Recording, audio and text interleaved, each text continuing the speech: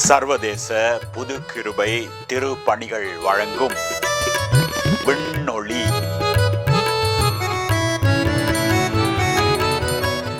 ஆண்டவராகிய இயேசு கிறிஸ்துவின் இனிய நாமத்திலே உங்கள் ஒவ்வொருவருக்கும் அன்பு வாழ்த்துக்கள் கூறி மறுபடியுமாக மற்றும் ஒரு விண்ணொளி நிகழ்ச்சிக்கு உங்களை அழைக்கிறேன். எப்படி இருக்கிறீர்கள் அன்பு சகோதர சகோதரிகளே?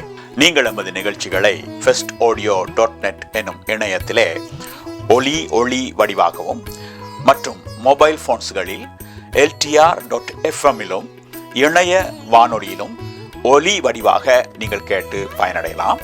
விண்ணொளி எனும் எமது அனுதின காலை சிந்தனை நிகழ்ச்சியை சனி ஞாயிறு தினங்களில் காலை 6:45க்கும் திங்கள் முதல் வெள்ளி வரை காலை 7:45க்கும் நீங்கள் பார்த்தும் கேட்டும் பயனடையலாம்.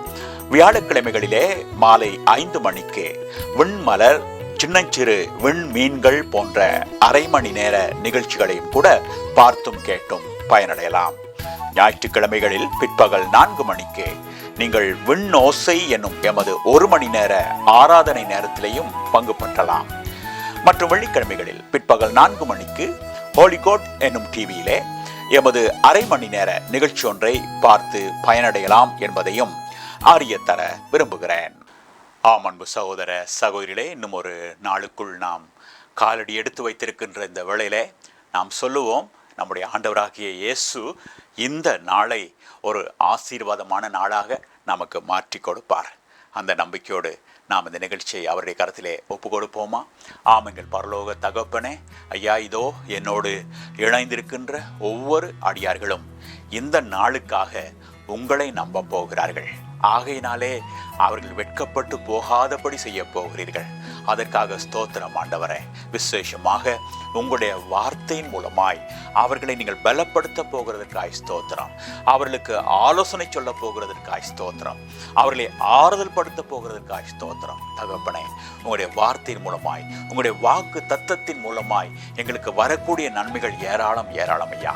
குறிப்பாக தகப்பனே, இந்த வருஷத்துக்காக ஆண்டவரே உங்களுடைய வாக்கு தத்தங்களை நாங்கள் நம்ப போகிறோம். தகப்பனே, இந்த வருஷத்திலே ஆண்டவரே நீங்கள் எப்படிப்பட்ட காரியங்களை எங்களுடைய வாழ்க்கையிலே செய்ய இருக்கிறீர்கள் என்பதை நாங்கள் அறிய ஆண்டவா இந்த நாட்களை எங்களுக்கு ஒதுக்கி இருக்கிறீர்கள். அதற்காக ஸ்தோத்திரம் செலுத்துகிறோம். விசேஷமாக ஆண்டவரே, இன்றைக்கும் கூட அப்படிப்பட்ட ஒரு வாக்கு தத்தத்தை எங்களுக்கு தந்து எங்களை உற்சாகமூட்ட போறதற்காய் உங்களுக்கு நாங்கள் நன்றி செலுத்துகிறோம் ஐயா.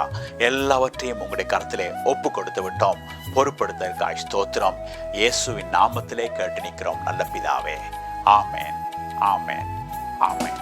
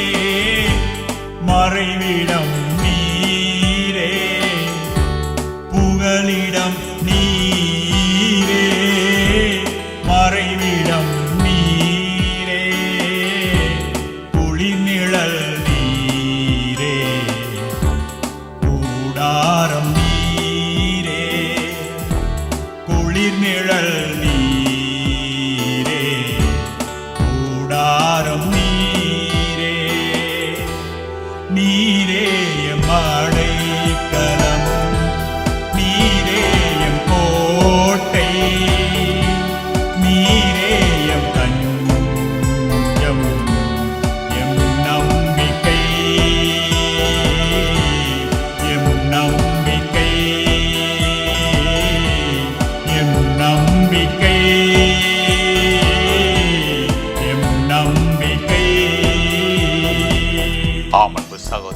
சகோதரிகளே, நம்முடைய ஆண்டவராகிய இயேசு நமக்கு அடைக்கலமாக, கோட்டையாக, புகலிடமாக இருக்கின்றமையால் நாம் கலங்க தேவையில்லை.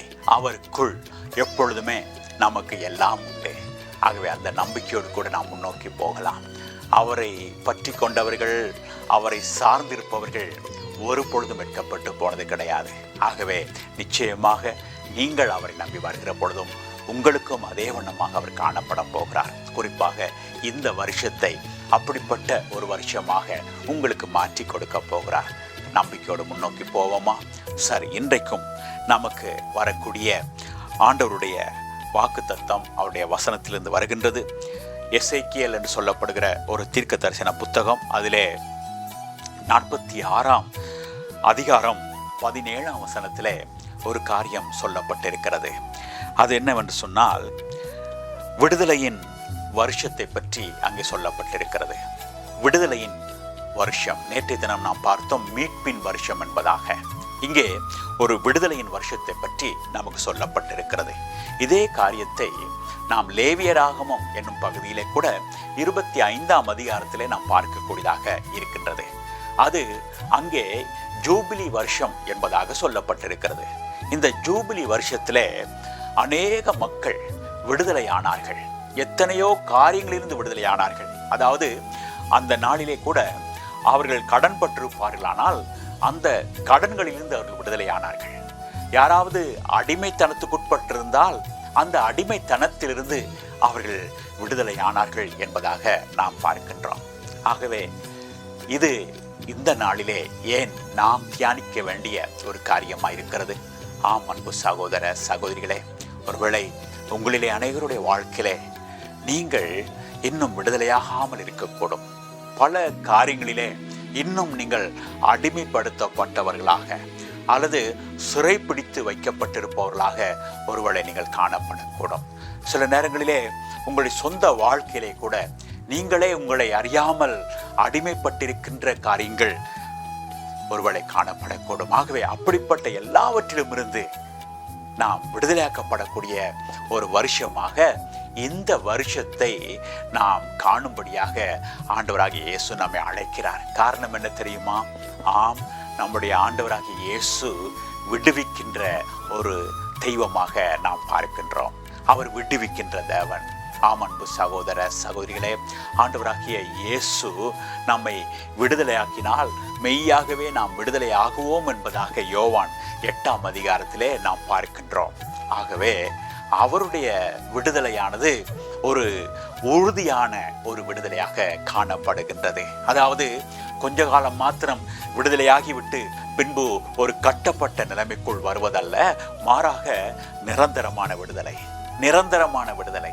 ஆம் அன்பு சகோதர சகோதரிகளே, இதோ இந்த நாளிலே நம் ஒவ்வொருவருக்கும் ஒரு ஆசீர்வாதமான ஒரு காரியம் சொல்லப்படுகிறது என்று சொன்னால், அது நம்முடைய ஆண்டவராகிய இயேசு இந்த வருஷத்தை நமக்கு ஒரு விடுதலையின் வருஷமாக மாற்றி கொடுக்க போகிறார் என்பதுதான் அருமையானவர்களே.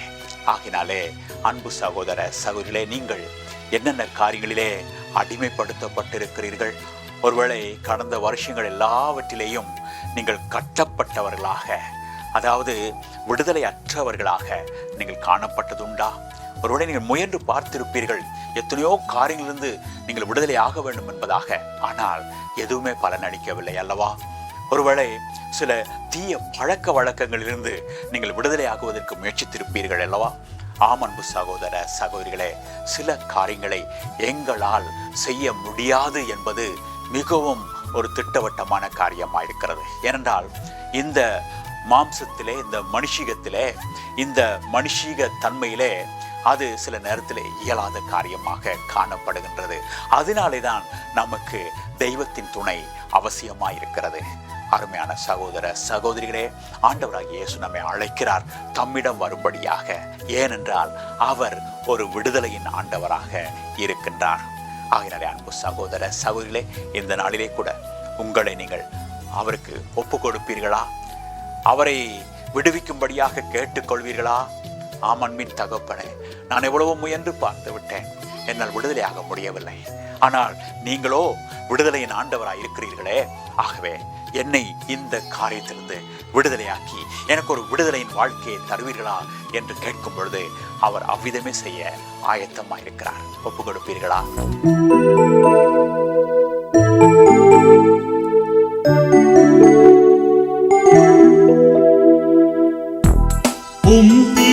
திருநாமம் நாம் தேடும் போது உயர்வான இடத்தில் எம்மை கொண்டு சேர்ப்பார். ஆபத்து நாளிலும் பெலனற்ற வேளையும் ஆதரவாயம்மை அனைத்தன்று செய்வாய். எம்மோடு உந்தன் துணை வரும் போது, எம்மோடு உந்தன் துணை வரும் போது எமக்கு விரோதமாய் யார் வருவார்? எமக்கு விரோதமாய் யார் வருவார்? நீரே எம் அடைக்கலம், நீரே எம் கோட்டை, நீரே எம் தஞ்சம், எம் நம்பிக்கை, எம் நம்பிக்கை, எம் நம்பிக்கை, எம் நம்பிக்கை.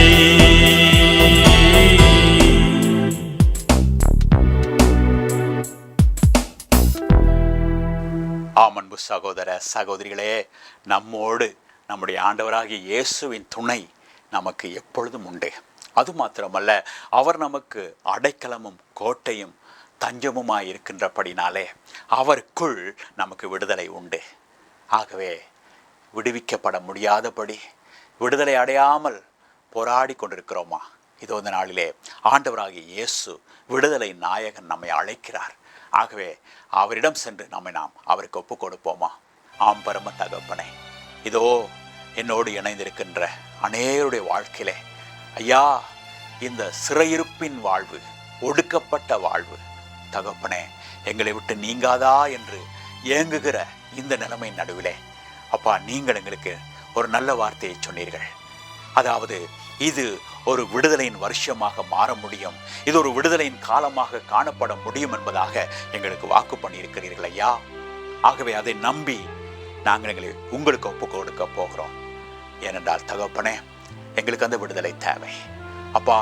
இப்படிப்பட்ட ஒரு கட்டப்பட்ட வாழ்வதிலே பிரயோஜனமில்லை என்பதை நாங்கள் அறிகிறோம் தகப்பனே. இப்படிப்பட்ட ஒரு கேவலமான வாழ்க்கையை நாங்கள் வாழ விரும்பவில்லை ஐயா தகப்பனே. எத்தனையோ காரியங்களுக்கு நாங்கள் அடிமைகளாய் காணப்படுகிறோம். இந்த அடிமைத்தன வாழ்க்கையிலிருந்து நாங்கள் விடுதலை அடைய விரும்புகிறோம். விடுவிப்பீர்களா? நீங்கள் விடுவிக்கும் தேவன் அல்லவா? ஒப்பு கொடுக்கிறோம் ஆண்டவரே. தகப்பனே, இதோ என்னோடு இணைந்திருக்கின்ற ஒவ்வொரு அடியார்கள் வாழ்க்கையிலையும் தகப்பனே, அது ஒருவேளை ஒரு கெட்ட பழக்க வழக்கமாக இருக்கலாம், அல்லது தங்களுடைய சொந்த வாழ்க்கையில் இருக்கிற ஒரு கூடாத தன்மையாக இருக்கலாம். எல்லாவற்றிலிருந்தும் விடுதலையாகக்கூடிய ஒரு கிருபையை அவர்கள் உங்கள் மூலமாய் பெற்றுக்கொள்கிறார்கள் ஐயா தகப்பனே. அப்படிப்பட்ட ஒரு விடுதலையின் வாழ்க்கையை இந்த நாளிலே இவர்களுக்கு நீங்கள் கொடுக்கிற தயவுக்காய் உங்களை நான் நன்றியோடு ஸ்தோத்தரிக்கிறேன் தகப்பனே. ஒப்பு கொடுத்து விட்டார்கள் ஐயா, நீங்கள் பொறுப்படுத்தி விட்டீர்கள் பரம தகப்பனே. ஆகவே நிச்சயமாக எங்களுக்கு வெற்றிதான். ஏற்றுக்கொண்ட தயவுக்காய் நன்றி. இயேசுவின் நாமத்திலேயே கேட்டு நிற்கிறோம் எங்க நல்ல பரம தகப்பனே. ஆமேன், ஆமேன், ஆமேன். அன்பு சகோதர சகோதரிகளை, மீண்டும் நாளைய தினம் மற்றும் ஒரு விண்ணொளியிலே உங்கள் ஒவ்வொருவரையும் சந்திக்கும் வரை உங்கள் அனைவருக்கும் கர்த்தருடைய ஆசீர்வாதத்தை நிறைவோடு கூட கோரிக்கொண்டு நன்றியோடு விடை பெற்றுக் கொள்வது உங்கள் அன்பு சகோதரன் சாம் பால். வணக்கம் நேயர்களே.